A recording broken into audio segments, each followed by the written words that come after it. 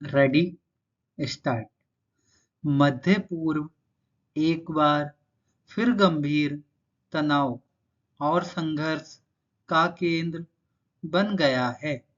हाल के महीनों में ईरान, इजराइल और अमेरिका के बीच बढ़ते टकराव ने पूरे क्षेत्र को अस्थिर कर दिया है।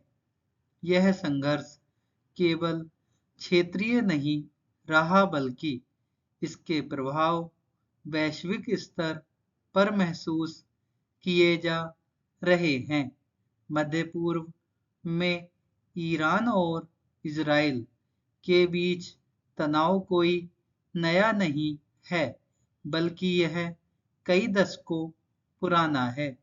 वर्ष 2026 में यह संघर्ष तब और बढ़ गया जब अमेरिका और इजराइल ने ईरान पर संयुक्त सैन्य हमले किए। इसके जवाब में ईरान ने मिसाइल और ड्रोन हमले कर स्थिति को और गंभीर बना दिया। वर्तमान में यह संघर्ष कई देशों तक फैल चुका है। यमन के हूती विद्रोहियों ने पहली बार इजराइल पर हमला किया, जिससे यह स्पष्ट हो गया कि यह युद्ध अब बहुदेशीय रूप ले चुका है।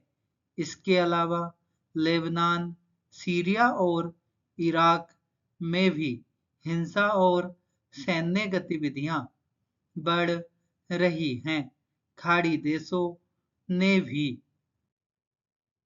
ईरान समर्थित समूहों से खतरे की चेतावनी दी है, जिससे पूरे क्षेत्र में असुरक्षा की भावना बढ़ गई है।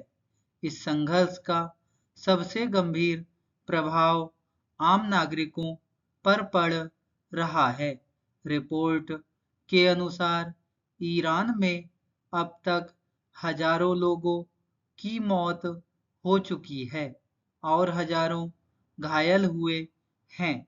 लोगों को भोजन, पानी और चिकित्सा जैसी बुनियादी सुविधाओं की कमी का सामना करना पड़ रहा है, जिससे मानवीय संकट गहरा रहा है। मध्य पूर्व विश्व के तेल उत्पादन का प्रमुख केंद्र है। इस क्षेत्र में अस्थिरता के कारण तेल की कीमतों में वृद्धि हो रही है, जिसका असर पूरी दुनिया की अर्थव्यवस्था पर पड़ रहा है। इसके अलावा अंतर्राष्ट्रीय व्यापार मार्ग, विशेषकर हॉर्मुज जलडमरू मध्य भी खतरे में है, जिससे वैश्विक आपूर्ति श्रृंखला प्रभावित हो सकती है। मध्य पूर्व में बढ़ता संघर्ष न केवल क्षेत्रीय शांति के लिए खतरा है, बल्कि यह वैश्विक स्थिरता के लिए भी गंभीर चुनौती बन गया है।